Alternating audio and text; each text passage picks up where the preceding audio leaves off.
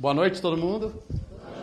Estou muito feliz de ver o auditório lotado aqui também. Eu tenho uma mensagem que espero que ela sirva de maneira geral, mas eu confesso que ela vai ter um foco para alguns colegas meus, professores, educadores aqui presentes. Hoje eu queria falar de 4 passos para vocês. O primeiro passo vão ser alguns exemplos norte-americanos, depois eu quero discutir um outro objetivo, um outro problema e, quiçá, uma outra solução. Essa vai ser a minha ideia que vale a pena espalhar. Bom, há algum tempo eu tenho estudado, mais ou menos 2 anos, muito forte a questão educacional, modelos, sistema educacional de maneira geral. E eu encontrei nesse caminho 2 modelos que têm sido aplicados nos Estados Unidos há mais de 20 anos. O livro de lá, Trabalhe Duro e Seja Gentil, um livro que foi indicado inclusive pelo Bill Gates, alguém que eu admiro muito, no evento do TED Global. Conheci uma história muito bacana que eu vou falar daqui a pouco para vocês. O segundo, Custe o que Custar, de um outro modelo, do bairro de Harlem, na cidade de Nova York, que eu também quero contar um pouquinho para vocês. O primeiro modelo é um modelo chamado KIPP, K-I-P-P. KIPP significa Knowledge is Power Program, ou o Programa de Conhecimento é Poder.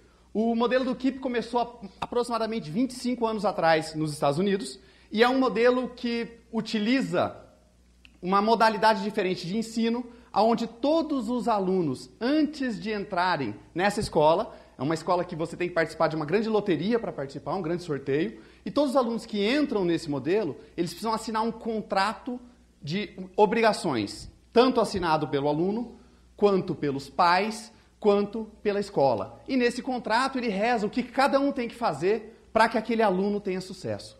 E nesse modelo de escola KIPP, eles foram modificando algumas das regras gerais utilizadas nas escolas públicas americanas. Então, o primeiro deles é que eles estudam 2 horas a mais por dia do que as escolas públicas americanas.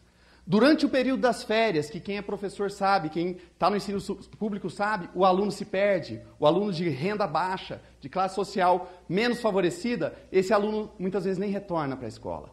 No modelo do KIPP, esse aluno continua estudando durante todo o período das férias de verão. Além de assinar esse contrato de convivência, os professores fornecem a todos os alunos o seu telefone celular e o seu e-mail. E ficam disponíveis para esses alunos 24 horas durante todo o ano letivo. O outro modelo é o Harlem Children's Zone, ou a Zona Infantil do Harlem. O Harlem, como eu disse, é um bairro na cidade de Nova York. Atrás desse cara, que é o responsável pela criação do programa também há mais de 20 anos lá nos Estados Unidos, tem um mapa que denota uma região da cidade de Nova York.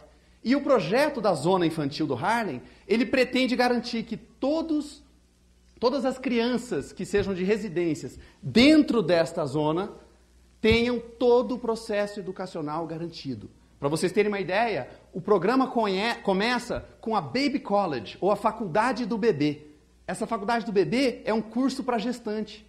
Então a mãe, enquanto gestante, começa a participar de capacitações que, além de ter ensinamento sobre a parte de saúde da questão da gestante, também começa a preparar a mãe para que ela prepare o filho para o que vai vir pela frente. Depois do Baby College, seja no ensino infantil, ensino fundamental, ensino médio, esse aluno tem todo o acompanhamento personalizado. As aulas que ele vai assistir, a maneira como os professores vão transmitir o conhecimento para ele, está todo mapeado e todo planejado. Esses 2 modelos, eles têm gerado resultados fantásticos. E eu mostro aqui 2 resultados do KIPP. 94% das turmas de 8ª série têm notas acima da média em leitura. Seria inglês, o equivalente para a gente do português. 96% em matemática.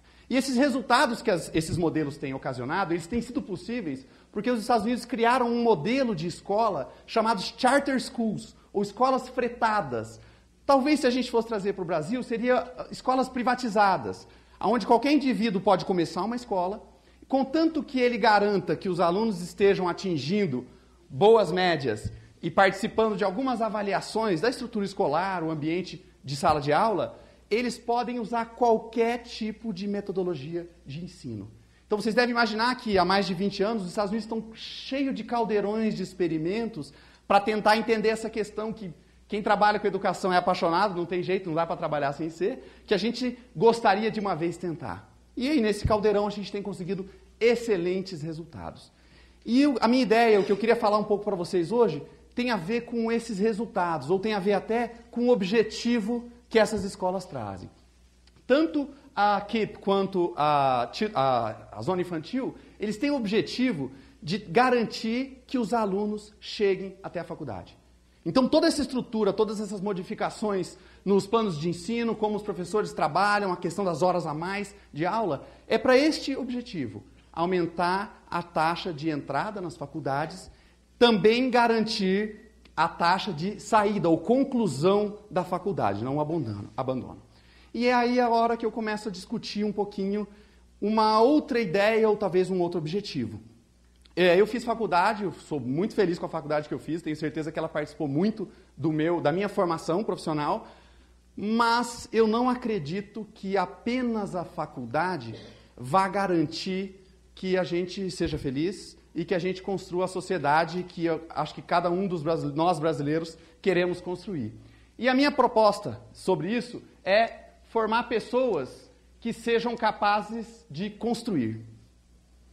E eu coloco esse cara aqui do Facebook para dizer o quê? Poxa, será que o exemplo da faculdade, ele não é um exemplo válido? Será que não é interessante a gente garantir nas escolas públicas que as pessoas estejam chegando à faculdade? Sim, mas o mundo mudou. O mundo é diferente, a gente tem as indústrias todas agora automatizadas, a gente tem telefone celular, mais de um telefone celular por habitante no nosso país. Internet, telefonia celular fazem parte do nosso dia a dia.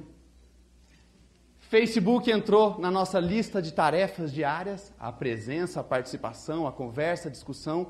Então o mundo é diferente. E eu queria, na verdade, preparar pessoas que dentro desse mundo estejam aptas a conduzir essas construções. Eu falei de construir, eu falei de construção, e aí eu coloco uma imagem dessa, talvez esteja passando para vocês que a gente esteja falando de pedreiros ou de engenheiros civis. Eu acho que a metáfora do pedreiro do engenheiro civil é uma metáfora feliz. Mas eu não queria falar só de construção de edifícios. Eu queria falar de construir organizações, eu queria falar de construir associações, organizações não governamentais, lideranças de bairro, grupos comunitários, centros acadêmicos. Todas essas são construções. E eu tenho certeza que quando a gente fala de todas essas construções, a gente tem duas conclusões extremamente importantes. As pessoas que constroem alguma coisa, seja nos âmbitos que eu disse ou até no âmbito esportivo, como esse cara aqui, elas trazem para todo mundo muita felicidade. As construções que a gente tem na sociedade normalmente trazem muita felicidade para as pessoas. Mas tem uma questão. Elas dão muito, muito trabalho.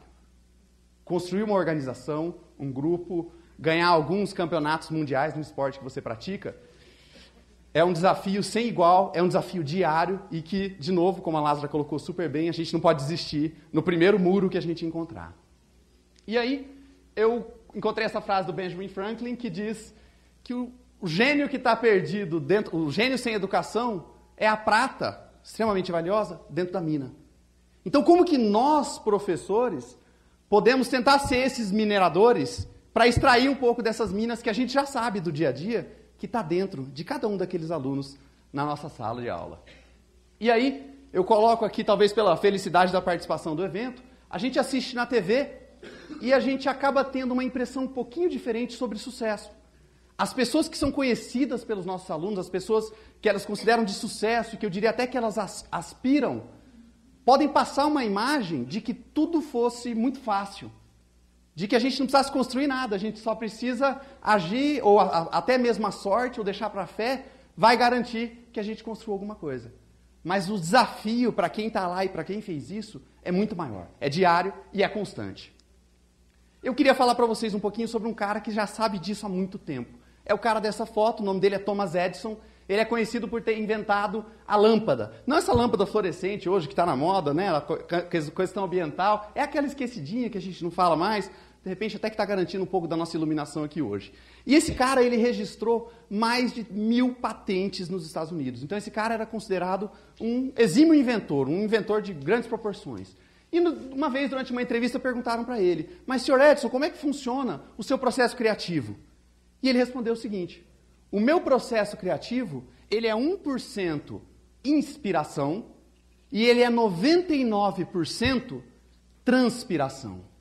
E quando ele falou desse 1% da inspiração, ele falou sobre ter a ideia, sobre a gente pensar, conceber, né?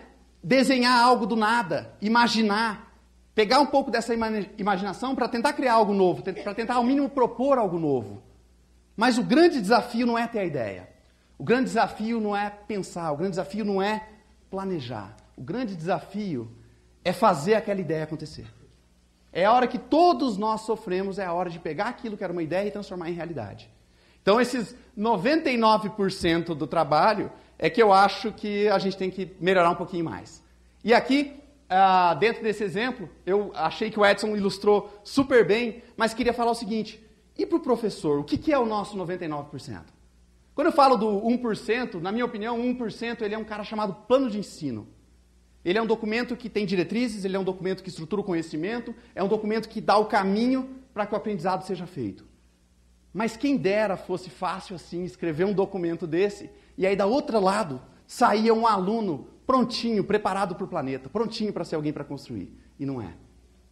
O desafio é conseguir ajudar esse aluno a construir. E é dentro desse desafio que eu queria falar um pouquinho mais para vocês. Dentro da escola KIPP, eles usam uma expressão chamada não há atalhos. E eu não sei se vocês notaram, na imagem que eu coloquei da escola, os alunos tinham no uniforme algumas frases nas costas dela. Essa é uma das frases que está presente no uniforme dos alunos todos os dias. E para o aluno poder construir, e para o aluno poder aprender aquilo que a gente quer que ele aprenda, ele precisa fazer algo diferente. Ele precisa fazer algo, na verdade, muito antigo e que a gente já sabe que ele precisa fazer. Uma das grandes descobertas que houve dentro desses experimentos, tanto do KIPP quanto da Zona Infantil no Harlem, foi que o fator mais importante para garantir que um aluno, desde o ensino infantil, conseguisse entrar na faculdade, estava ligado diretamente ao traseiro do aluno. Estranho, né? Sem a gente pensar muito, tá? Qual é a relação que eles encontraram? Que para garantir que um aluno entre na faculdade, a única coisa que esse cara tem que fazer é colocar o traseiro dele na cadeira, os olhos no livro de estudar. Esse é o 99%. Só que, gente, estudar para um aluno é a coisa mais chata, é a coisa mais sem objetivo, é aquilo que o aluno tem mais medo, é aquilo que o professor mais cobra, é aquilo que o pai mais cobra, mas o aluno, ele não quer. Aquela atividade, ela é feita sozinha, então ele não vai socializar, e aquela atividade demanda concentração. E quem dá aula, hoje em dia, sabe o quão difícil a gente conseguir a tal da concentração do aluno. Então, como é que a gente faz para despertar esse aluno? Bom, a proposta que eu tenho para falar para vocês é a seguinte. Quando eu... um conjunto de fatores, né? Quando eu estudei na minha faculdade de administração, a gente teve uma aula específica que nos ensinava como calcular o valor de uma empresa. E a fórmula é alguma coisa desse tipo. Eu achei que foi uma proposta fantástica aprender a calcular o valor de uma empresa. Acho até extremamente interessante para um curso de administração da empresa. Só que, quantos alunos vocês acham que eram capazes de resolver essa fórmula? Ou ainda, quantos alunos eram capazes de resolver essa, que é bem mais simples? Então, o que está acontecendo? Quando a gente propõe um plano de ensino para um curso de administração de empresas, que mira ensinar alguém a avaliar uma empresa, a gente está construindo um plano de ensino extremamente pretensioso. Eu gosto da pretensão, eu gosto de sonhar, eu gosto do 1% de ter a ideia. Mas quando a gente vai para a prática e quando a gente vai para o dia a dia, o desafio daquele aluno é a gente conseguir garantir que o aluno evolua. E quando eu tenho um plano de ensino que está aqui, e eu tenho um aluno que está aqui, esse aluno não aprende. E onde está o papel do professor? Se eu falei para vocês que estudar é algo feito sozinho, o que o professor pode fazer? O Benjamin Franklin falou sobre a mina. A gente, como professor, a gente precisa chegar nesses alunos e a gente precisa inspirá-los.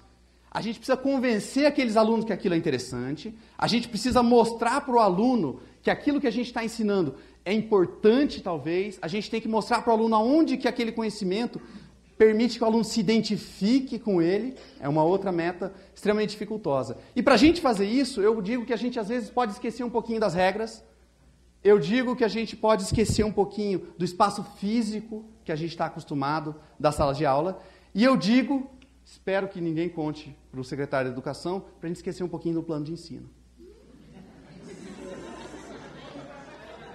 Para o aluno construir, para o aluno aprender, ele tem que ver valor, ele tem que se identificar, ele tem que ter significado no aprendizado. E aí pergunto para vocês, quem aqui já entrou numa sala de aula onde o aluno sabia tudo o que ele deveria saber para estar naquela série? E se eu sigo o plano de ensino que espera que o aluno já soubesse, para avaliar o valor da empresa, eu tenho que entender de fluxo de caixa, eu tenho que entender de estatística básica e eu tenho que entender um pouquinho de matemática avançada com a fórmula STVI. Então, pessoal, eu comecei a procurar algumas citações interessantes sobre isso que eu queria falar para vocês. E aí eu encontrei essa frase do Lao Tzu, que é um sábio chinês, onde ele dizia, toda viagem começa pelo primeiro passo. Aí eu fui estudar um pouquinho mais, resolvi ler o tal do Tao Te Ching, o livro que o Lao Tzu escreveu, que de onde essa frase tinha sido retirada. E eu descobri que tem um erro de tradução. Eu fui lendo algumas versões, o meu mandarim não está muito avançado, né? Não sei falar oi ainda, mas eu li algumas traduções para o inglês. E eu descobri que a frase não era assim, não. Na verdade, a frase dizia que toda viagem começa aonde você está. Então, a ideia que eu tenho para passar para vocês é a seguinte. Quando vocês estiverem na sala de aula, olhando para os alunos de vocês, esquece um pouco a pretensão nota 10 que o plano de ensino promete. Que aquele aluno vai sair dali sabendo tudo. Tenta descobrir onde que esse aluno está. De repente, esse aluno é um aluno nota 6. De repente, esse aluno é um aluno nota 3. E a nossa pretensão não precisa ser pegar esse aluno e levar para o 10. Mas se a gente garantir que no final do ano, no final do semestre, esse aluno saiu da nota 6 e pulou para a nota 7, eu tenho certeza que a nossa missão de educador está cumprida. Obrigado.